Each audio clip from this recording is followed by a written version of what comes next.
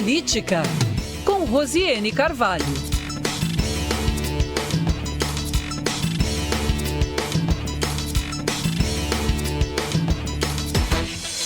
Muito bem, 4h46. Hoje ela está aqui conosco nos estúdios da Band News.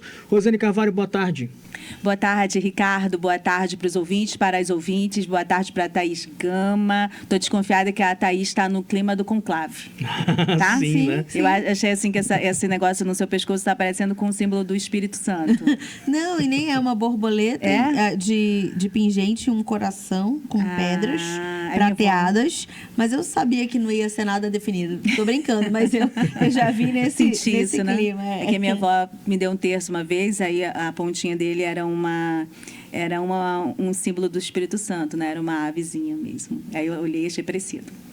Rose, dos temas políticos, a PRF confirma denúncias do deputado Amon Mandel sobre abandono institucional da BR-319 na Amazônia. Inclusive, o documento oficial reconhece a precariedade dos postos de fiscalização, falta de efetivo, ausência de planejamento concreto e também impactos ambientais causados pela baixa presença estatal na rodovia. Isso mesmo, a gente teve acesso a um documento que foi encaminhado pela Polícia Rodoviária Federal ao Ministério da Justiça, isso como parte do pedido e das provocações feitas pelo deputado federal Amon Mandel. Você deve lembrar, há mais ou menos 2 meses a gente noticiou aqui que ele estava fazendo aquele percurso por toda a BR-319. Então, a resposta, ela confirmou oficialmente o que nós já sabíamos por meio das informações dos moradores, das comunidades tradicionais, dos próprios indígenas, de todos os fatos e violências, e fumaça e fogo, e tudo que chega aqui em Manaus por meio do que acontece no sul do Amazonas, nesse trajeto aí da BR-319.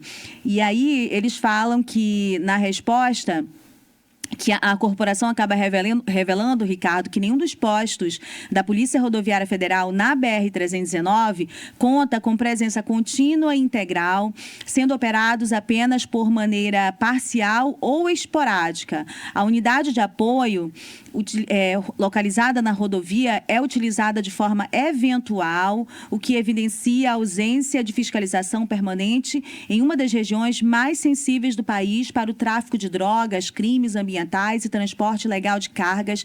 Esse é um conteúdo colocado como interpretação dos dados da Polícia Rodoviária Federal pelo deputado federal Amon Mandel, que a gente recebeu aqui na coluna de política.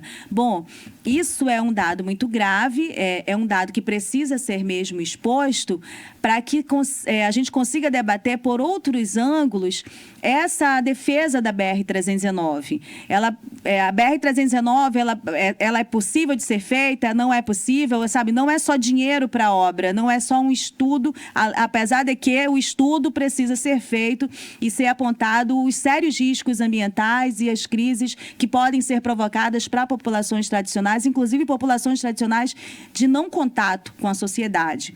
Mas há uma realidade que não pode ser ignorada. O Estado está pronto para fiscalizar irregularidades? Não está. O Estado está ausente. Sabe, não tem uma viatura da Polícia Federal. A Rodoviária Federal é essa exposição que o deputado Amon está colocando. E todo tipo de irregularidade vai ocorrer. Você vê que eles fazem ações pontuais lá. Vamos queimar draga, né? Quando eles saem, a guerra fica na cidade. Quantas vezes a Polícia Militar do Amazonas, a Secretaria de Segurança Pública do Estado do Amazonas se posicionou a respeito disso. O secretário Vinícius, há uns meses, no final do ano passado, me deu uma entrevista e falou a esse respeito: olha, eu não acho responsável com a segurança dos próprios policiais, nós não temos estrutura para garantir isso. Você lembra que teve um tiroteio numa praça pública em Humaitá no ano passado, logo após essas ações. Então, elas nem podem ser feitas tendo em vista aí a necessidade que eles têm de imagem para o Jornal Nacional. Requer muito mais responsabilidade com tudo que está envolvido nessa região. E também, né, essa questão de dragagem é uma questão paliativa, né? Você trata ali a causa, não trata o problema. E eu lembro que ano passado, inclusive, a ministra Sônia Guajajara, ela foi visitar, fez alguma agenda lá nos Estados Unidos e falou que ia criar um grupo de trabalho, né? Porque o governo praticamente só cria GT desde o primeiro ano, desde o primeiro mês, para pensar alternativas econômicas nessas regiões, mas de fato concreto não há uma política federal, estadual e municipal para criar alternativa econômica para essas pessoas que estão ali, né? Acabam se envolvendo também com a venda de ouro, mas porque vai vender o quê? Vai fazer o quê também na região ali? É interessante, até quando os especialistas em segurança pública, e veja o quanto nós estamos distanciados disso, quando eles vão tratar o problema da segurança, da violência, de homicídios, quando você vai na causa, você percebe que há conflitos sérios de necessidades sociais, socioeconômicas, que colocam essas pessoas numa condição de serem utilizadas por esses grandes negócios, esses mercados ilegais na Amazônia. Eles são diferenciados para cada região, mas são utilizadas sem nunca sair da miséria, né? E correndo sérios riscos de morte. É o que acontece quando muitas vezes a polícia decide ir para um confronto e exterminar essas pessoas que para elas são colocadas na mídia e por nós jornalistas também como responsáveis pelos crimes cometidos. Muitas vezes elas só estão pagando pato, porque quem está lucrando com esses mercados e tudo que é explorado da região e todas essas desestruturas nem aparece lá, nunca pisou lá. Esse é um assunto muito sério, é por isso que a gente volta e meia traz aqui e exige mais responsabilidade, inclusive dos políticos do Amazonas. Na vida deles é defender a BR-319. Em que condições? Para a melhoria da vida de quem? Né? De quem? De quem? Não é assim, né? Não é simples assim como algumas pessoas tentam vender, apesar de todos os fatos mostrarem os problemas que nós aqui em Manaus também sofremos como consequência dessa desestrutura de ação do Estado, das omissões, às vezes até propositais no interior do Amazonas. Rose, segundo assunto, o Tássius Fernandes, da Executiva Nacional da Rede Sustentabilidade, manifestou-se sobre a sondagem do nome da porta-voz do partido aqui no Amazonas, a Wanda Witoto, que vem sendo aí sondada por outras siglas. O que ele disse: a Wanda tem caciques respeitados no Brasil e no mundo. Não precisa de caciques brancos da política tradicional dos anos 80. É isso mesmo, Rosene? Isso, forte, né? É forte mesmo. Assim, sentiu a pressão aí da sondagem da Wanda, o Tássius, e com toda razão, né? A rede, por meio do Tássius, ele é alguém muito jovem, mas conseguiu fazer uma estrutura de incentivo a candidaturas de jovens, incentivo a candidaturas indígenas, e esse protagonismo jamais visto no estado do Amazonas. Isso é uma realidade. Então, essa sondagem, que naturalmente acontece também com a Wanda, recebe essa reação hoje do Tássio. A gente recebeu essa nota em função das informações que a gente noticiou desde a semana passada na coluna de política, enfim, de todas essas informações que vão circulando, que é normal do período. Todos os partidos estão tentando organizar legendas fortes para a disputa do próximo ano. Também me impressiona, Ricardo, um resto da nota do Tássio, que ele fala o seguinte: além dessa coisa dos caciques, que a Wanda tem outros caciques, tem os caciques indígenas, né? Ele fala assim que a rede acreditou e acredita na capacidade da Wanda ser eleita como deputada federal ou qualquer outro cargo que ela queira, pois ela tem qualificação para qualquer cargo, e não como trampolim para políticos tradicionais.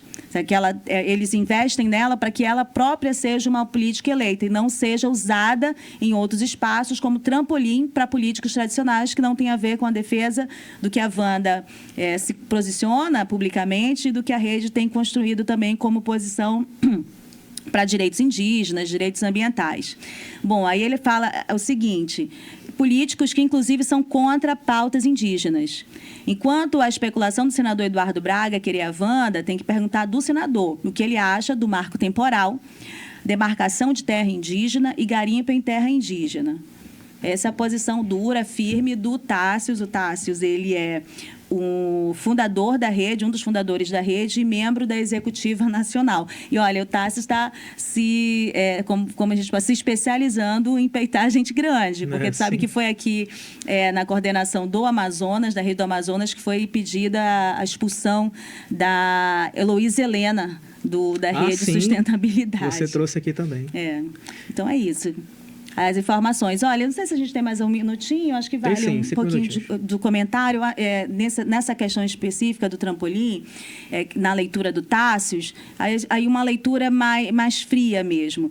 A gente tem feito muitos programas há muito tempo explicando como é que funciona o cálculo proporcional. Então, o professor Afrânio sempre repete aqui, Ricardo, que a legenda ela precisa da cabeça, do corpo e do rabo, ou seja...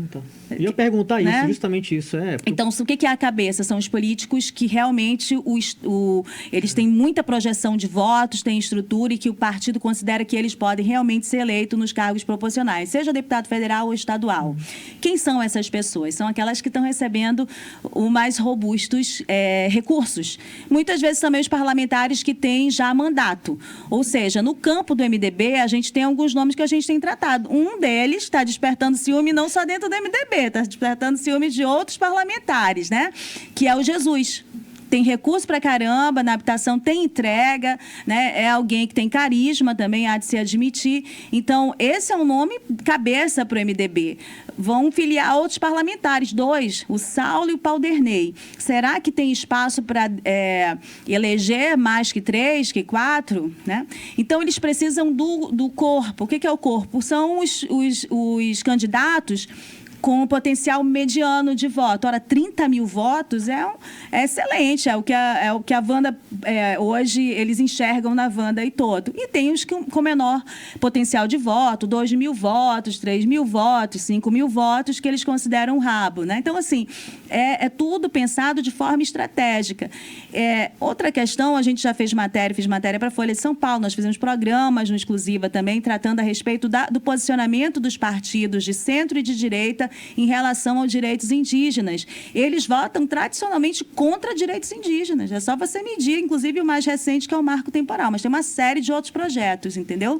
Então, é muito coerente e necessário que qualquer indígena, ao se filiar ou ao declarar apoio, declarar voto, questione o partido e o político qual é a postura dele em relação ao que eles lutam pelos direitos deles. Porque, repito, né, a Joênio Wapichana é decisão do voto indígena de Roraima. A Célia Chacriabá, decisão do voto indígena de Minas Gerais.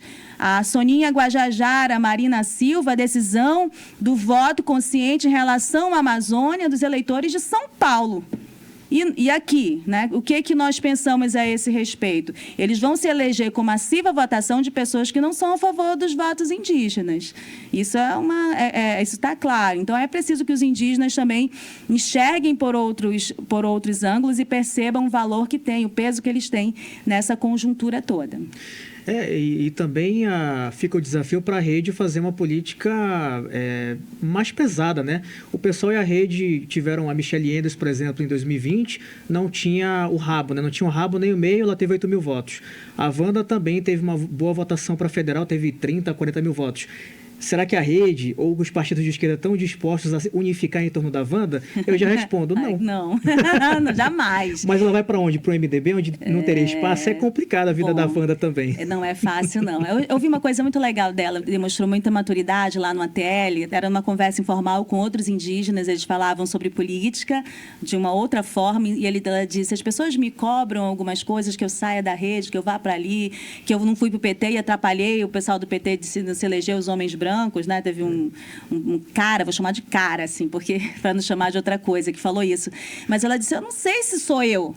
Será que eu não sou o caminho da construção para que as mulheres indígenas, outros indígenas enxerguem que eles podem se candidatar e disputar? Não sei se sou eu que serei a primeira eleita mulher indígena, a primeira indígena eleita no parlamento pelo estado do Amazonas. Eu posso só ser o caminho. Isso é um grau de maturidade que, a meu ver, a Wanda demonstrou. Que os partidos, o campo de esquerda ainda não demonstrou. Obrigado, Rose. Até amanhã. Até.